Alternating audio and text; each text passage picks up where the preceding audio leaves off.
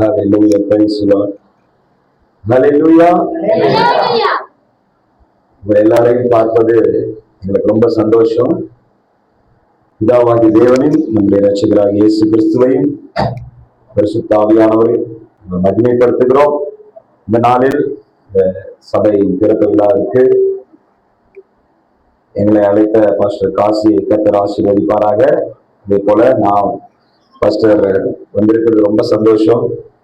வருவாங்க நான் எக்ஸ்பெக்ட் பண்ணல, பட் கேள்வி அவருடைய ஊழியத்தை முடிச்சுட்டு முதல்ல வந்திருக்கிற ஏசிசியினுடைய தலைவர் வந்திருக்கிறார்கள், ஏசிசியினுடைய ட்ரெஷரர் வந்திருக்கிறார்கள், ஏசிசியினுடைய மைனாரிட்டி பிரசிடென்ட் வந்திருக்கிறார்கள். ஹல்லேலூயா. இவர்கள் யாவரையும் இயேசு கிறிஸ்துவின் நாமத்தில் அன்போடு நான் வரவேற்கிறேன். பிரியமானவர்களே, சபை கற்றதற்கு என்ன தேவை? கல்லு, மண்ணு, செங்கல், கட்டுறதுக்கு ஆளு,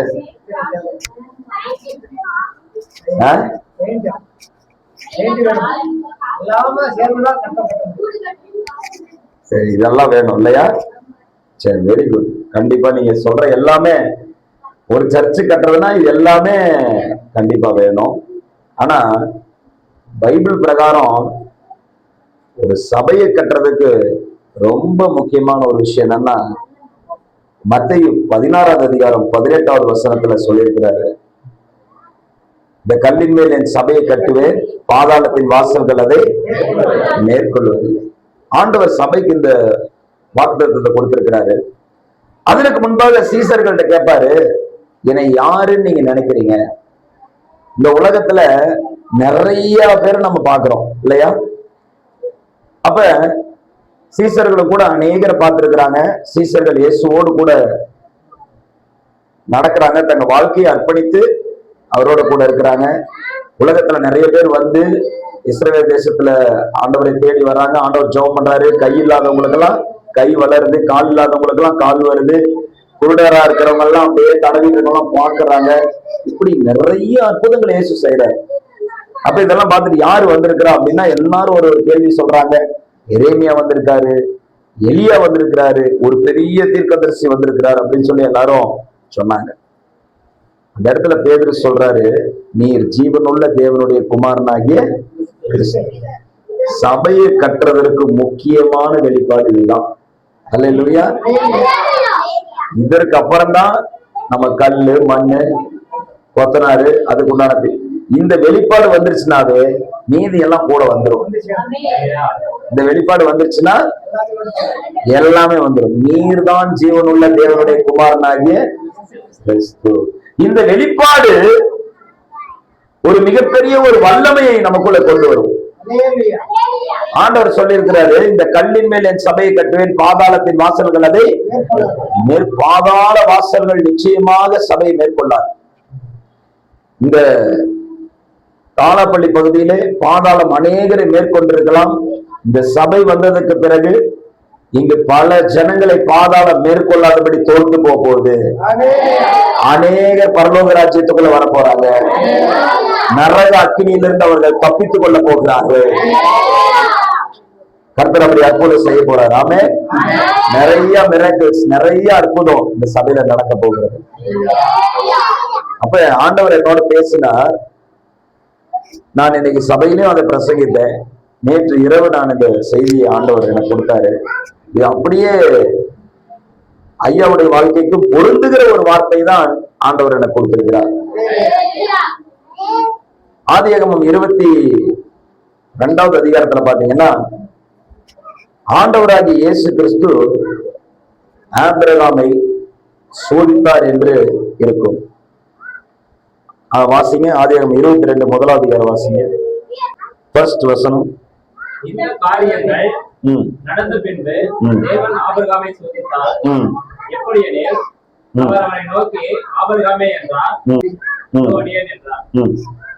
அப்பொழுது அவர், உன் புத்திரனும் உன் ஏக சுதனும் உன் நேச குமாரனாகிய ஈசாக்கை நீ இப்பொழுது அழைத்துக் கொண்டு மோரியா தேசத்திற்கு போய் அங்கே நான் உனக்கு குறிக்கும் மலையில் ஒன்றின் மேல் அவனை தகன்பலியாக பலியிடு என்றார்.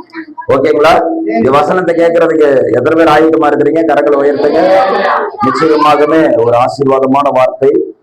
பாருங்க, ஆண்டவர் சொல்றாருங்க ஆபிரகாம்கிட்ட, யாரு? உன்னுடைய புத்திரனும் உன்னுடைய ஏக சுதனும் நேச.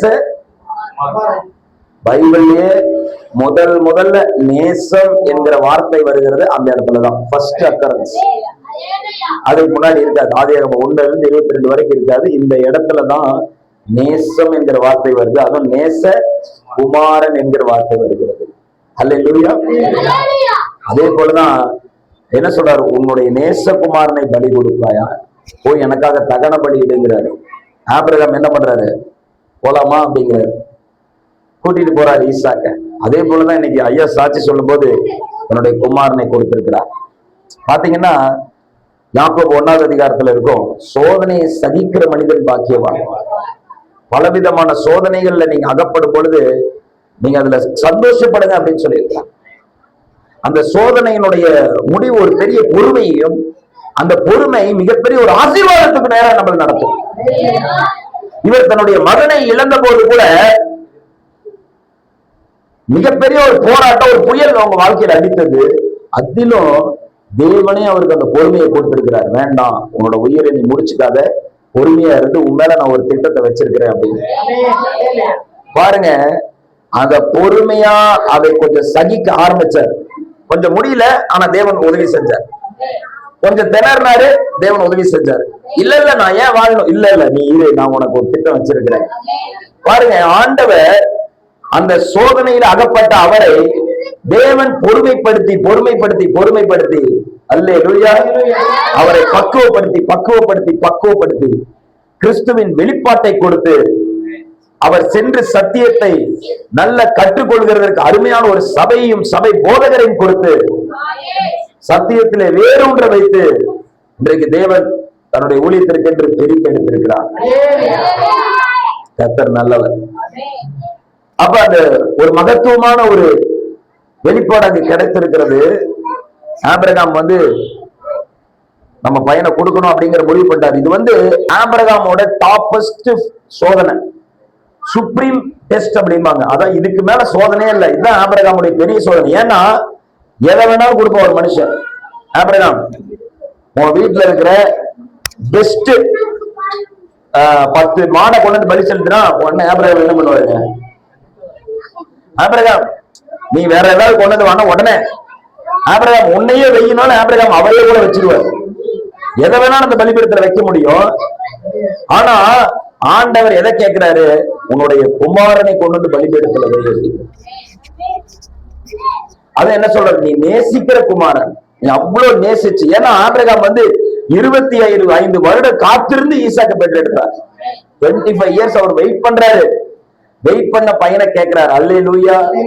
சபைங்கிறது ஈஸியா கட்டுற காரியம் கிடையாது. இன்னைக்கு மெகா சர்ச் இருக்கு, mega churches, micro churches, mini churches, micro churches சொல்லுவாங்க. மெகா சர்ச்சஸ்ல ஆயிரக்கணக்கான ஜனங்க வருவாங்க. அப்புறம் மினி சர்ச்சஸ் இருக்கும், மேக்ரோ சர்ச்சஸ். இது மேக்ரோ சர்ச்னு சொல்லுவாங்க. இங்க ஒரு சிலரா கூடி நம்ம ஜெபிக்கிறோம். எல்லாமே தேவனுடைய பார்வையில சபை தான். 10,000 பேர் என்ன 1,00,000 பேர் இருந்தாலும் அதுவும் சபை தான். இதுவும் தேவனுடைய பார்வையில சபையா தான் பார்க்கணும். ஒரு தேசத்துல எழுப்புதல் வருகிறதற்கு எப்படி பெரிய சபைகள், அநேக விசுவாசிகள் ஆராதிப்பது, சுவிசேஷம் சொல்வது முக்கியமோ, ஒவ்வொரு கிராமத்திலும் ஒவ்வொரு தெருவிலும் இப்படிப்பட்ட மேக்ரோ சர்ச்சஸ் இருப்பது மிகுந்த முக்கியம். அல்லேலூயா. There should be churches everywhere in the nation. தேசத்தில் எல்லா பகுதிகளிலும் சபைகள் வேண்டும். ஆமென். அப்ப இந்த இடத்துல ஆண்டவர் சொல்றார், மோரியாங்கிற அந்த மலைக்கு போ, அந்த மலையில போய் உன் மகனை பலியிடுங்கிறப்ப ஆபிரகாம் கூட்டிட்டு போறாரு. கூட்டிட்டு போயிட்டு ஒரு இடத்துல நின்றுட்டு சொல்றாரு அவங்க சர்வன்ஸ் கிட்ட, வேலைக்காரங்க கிட்ட, எப்பா நீங்க எல்லாம் இங்க இருங்க, நாங்க போய் பலி செலுத்திட்டு ஆராதனை செஞ்சுட்டு வரோம். என்ன பண்ண? ஆராதனை செஞ்சுட்டு அப்படிங்கிறாரு. அவங்க சரிங்க அப்படிங்கிறாங்க. சில விஷயங்களை எல்லாத்தையும் வெளியே சொல்லலாம், சில விஷயங்களை வெளியே சொல்லாம தான் செய்யும். ஆபிரகாமுக்கு எவ்வளவு பெரிய ஞானம், விசுவாச வீரங்க அவன். என்ன தன்னுடைய மகனிடத்துல கூட, அப்பா எல்லாம் ரெடி பண்ணிட்டீங்க, தேவன் சொல்ற காரியத்தை கண்ணும் கருத்துமா நிறைவேற்றுறது. தேவன் சொல்ற காரியத்தை கண்ணும் கருத்துமா நிறைவேற்றும். அல்லேலூயா. இங்க இருக்கிற எல்லாரும் ஒரு ஞாயிற்றுக்கிழமை மிஸ் பண்ணக்கூடாது. எல்லா ஞாயிற்றுக்கிழமையும் சபையில வந்து உட்கார்ந்துருக்கணும். ஆமென். அப்படி சபையில வந்து உட்கார்ந்துக்கிட்டீங்கன்னா உங்களுக்கு நோய்கள், வியாதிகள், பலவீனங்கள், கஷ்டங்கள், தரித்திரங்கள் எதுவும் வராது. வந்தாலும் போயிடும். வாழ்க்கையில எதுவும் குறுக்கிடாது இல்ல, எது வேணா குறுக்கிடும், ஆனா சீக்கிரத்துல அது போயிடும். அல்லேலூயா. நீதிமானுக்கு பாடுகள் வருமே தவிர கேடுகள் வராது. அப்ப ஒரு சபை கட்டுறதற்கு முக்கியமான வெளிப்பாடு இவர் தேவனுடைய குமாரனாகிய கிறிஸ்து. அந்த வெளிப்பாடு உங்களுக்கு இருக்குல்ல, அவ்வளவுதான். அல்லேலூயா. அதுக்கப்புறம் இப்படிப்பட்ட மேக்ரோ சர்ச்சஸ் அநேகம் எழும்படும். அதுதான் ஒரு குவாலிபிகேஷன். இயேசுவினிடத்தில் வந்தால் உங்களுக்கு விடுதலை உண்டு. அவர் சொன்னார், வருத்தப்பட்டு பாரம் சுமக்கிறவர்களை எல்லாரும் என்னிடத்தில் வாருங்கள், நான் உங்களுக்கு. இப்ப இங்க ஆபிரகாம் என்ன பண்றாரு, வேலைக்காரங்கிட்ட நீங்க எல்லாம் இங்க இருங்க, நாங்க போய் பலி செலுத்திட்டு வரோம். போய் பலி செலுத்து. அங்க ஈசாக்கையும் இப்ப சமாளிக்கணும். ஈசா கேட்கிறாரு, எல்லாம் கட்ட கிட்ட எல்லாம் இங்க ரெடியா இருக்குது, எங்கப்பா பலி? நீ தாண்டா மகனே பலின்னு அவன் என்ன பண்ணுவான்? அம்மா எஸ்கேப். மகனே அந்த இடத்துலயும் பாருங்க, விசுவாசமும் இருக்குது, பொய்யும் சொல்லல, விசுவாசத்துல பேசுறாரு. அட் த சேம் டைம் அதை போட்டு உடைக்கல. மகனே தேவன் பார்த்துக் கொள்வார்.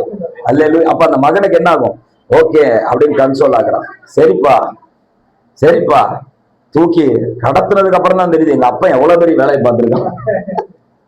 கைய போட்டு கட்டி தூக்கி பலிபீடத்துல போட்டதுக்கு அப்புறம் தான் ஈசாக்கு பாக்குறேன், டாடி என்ன இதெல்லாம், என்னதெல்லாம்? நேசகுமாரனை பலி செலுத்தி இந்த கத்திய எடுக்கிறாரு. எடுத்த உடனே அந்த இடத்துலதான் சோதனை முடியுது. அல்லேலூயா. சோதனையை கொடுக்கிற தேவன் சோதனைக்குன்னு ஒரு முடிவை வச்சிருக்கிறார். அது அவருக்கு தான் தெரியும் எங்க அது முடியும்னு. நம்ம அது வரைக்கும் டிராவல் பண்ணிட்டே இருப்போம். கத்தி எடுக்கும் போது தேவன் சொல்றாரு, ஆபிரகாமே ஆபிரகாமே. அங்கிருந்து தேவதூதர் பேசுகிறார். பாருங்க, அதாவது பைபிள்ல நிறைய இடங்கள்ல இந்த மாதிரி 2 டைம் பேரை கூப்பிட மாட்டாங்க. வெறும் 10 இடங்கள்ல தான் பெயர் 2 முறை கூப்பிடப்படும். ஆபிரகாமே ஆபிரகாமே, சாம்பேலே சாம்பேலே, இப்படி. அப்ப இந்த இடத்துலதான் ஃபர்ஸ்ட் டைம் தேவன் 2 டைம். எத்தனை ஃபர்ஸ்ட் டைம் வருது பாருங்க அந்த இடத்துல. ஃபர்ஸ்ட் டைம் தேவன் கூப்பிடுறாரு, ஆபிரகாமே ஆபிரகாமே. அப்படின்னா நாம படிக்கும்போது ஆபிரகாமே ஆபிரகாமே நீ பலி பிள்ளையாண்டான் மேல கை, அப்படி எல்லாம் கிடையாது. தேவன் அவ்வளவு சந்தோஷப்பட்டுட்டாரு. நீ தேவனுக்கு பயப்படுகிறவன் என்பதை நான் அறிந்து கொண்டேன். சாத்தான் சவால் விட்டான், ஆபிரகாம் எதை வேணாலும் கொடுப்பான், சொந்த குமாரனா கொடுப்பானா? 25 வருஷம் கழிச்சு நீங்க கொடுத்தீங்களா, அந்த ஈசாக்க கொண்டு வந்து பலிபீடத்துல வைப்பானா ஆபிரகாம்னு சாத்தான் சொல்லியிருக்கா. அதுக்கு ஆண்டவர் சவால் விட்டுக்காரு, ஏன் மகன் ஆபிரகாம் கொண்டு வந்து வைப்பான். அதே மாதிரி ஆபிரகாம் கொண்டு வந்து பலிபீடத்துல வைப்பான். அல்ல இல்லையா? இன்னைக்கு அதுதான் ஆண்டவர் சொல்லிருப்பாரு, என் மகன் காசிங்க ஆலயத்தை கட்டுவான்னு. சாத்தான் சவால் விட்டுருப்பான், செய்வான். அவன் பையன் இழந்துட்டான், இவ்வளவு சோதனை, இவ்வளவு கஷ்டம், இவ்வளவு பிரச்சனை, இவ்வளவு தேவைகள் இருக்கு, செய்வான் என் பையன் இருப்பாரு. துணிஞ்சு நின்னா கட்டிட்டாரு.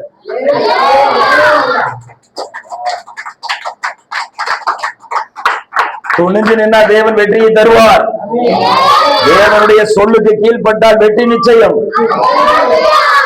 இடத்துல ஆண்டவர் சொல்றாரு, ஆபிரகாமே ஆபிரகாமேங்கிறாரு.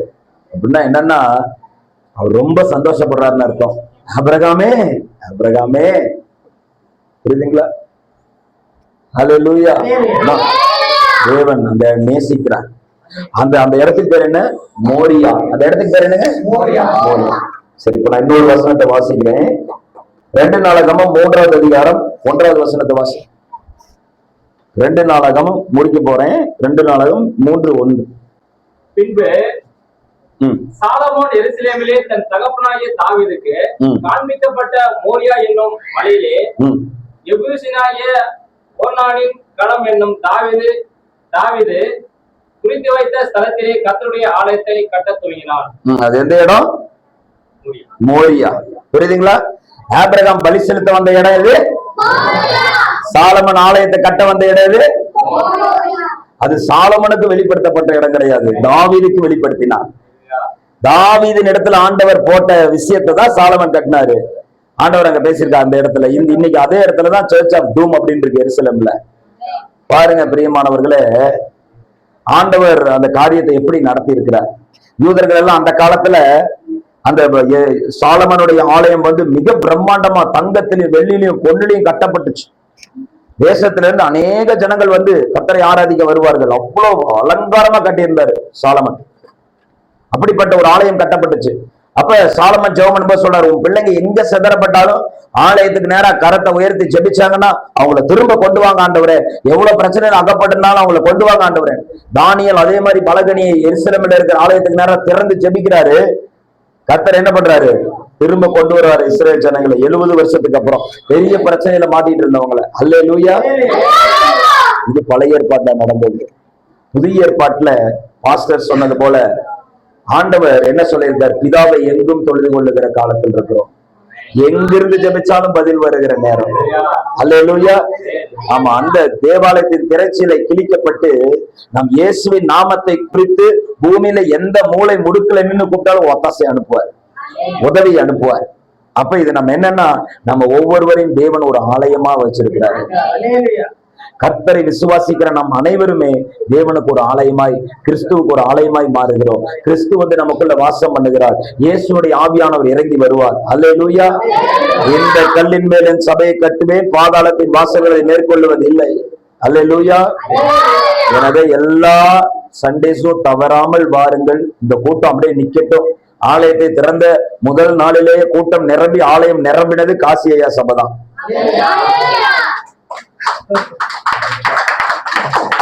முதல் நாளே சர்ச்சு ஃபுல்லாகி ஓவர் ஃபுல் ஆகுது. அல்லேலூயா. அப்ப பாருங்க, இன்னும் அநேக ஆசீர்வாதங்களை கொடுப்பாரு, இன்னும் அநேக திட்டங்களை கொடுப்பாரு. அதை செயல்படுத்தவும் ஆண்டவர் உதவி செய்வார். உங்களுக்கு 75 வயசுலதான் ஆபிரகாம் அழைத்தார். 25 வயசுலதான் ஆரம்பிச்சது அவரோட ஊழியம். 80 வயசுலதான் மோசேவனுடைய ஊழியம் ஆரம்பிச்சது. அதனால வயசாச்சு நீங்க சோர்ந்து போயிடாதீங்க. தேவன் உங்களை கொண்டு எதை செய்ய தீர்மானித்திருக்கிறாரோ நிச்சயமாக அதை செய்வார். எனவே இந்த ஆலயத்திலே அநேக ஜனங்கள் கடந்து வந்து விடுதலையாக போகிறார்கள், சுகத்தை பெற்றுக் கொள்ள போகிறார்கள், அநேக திருமணங்கள் நடக்க போகிறது, அநேக நன்மையான காரியங்களை கர்த்தர் செய்ய போகிறார். அநேக ஜனங்கள் ஆசீர்வதிக்கப்பட போகிறார்கள், அநேக சாப கட்டுகள் உடைக்கப்பட போகிறது, தீராத வியாதி எல்லாம் தீர போகிறது. கர்த்தர் நமக்கு பெரிய எழுப்புதலை கொண்டு வர போகிறார். அல்லேலூயா. எனவே நம்பிக்கையோடு தொடர்ந்து இடைவிடாமல் செபித்துக் கொண்டிருங்கள். கர்த்தர் பெரிய காரியங்களை செய்வார். God bless.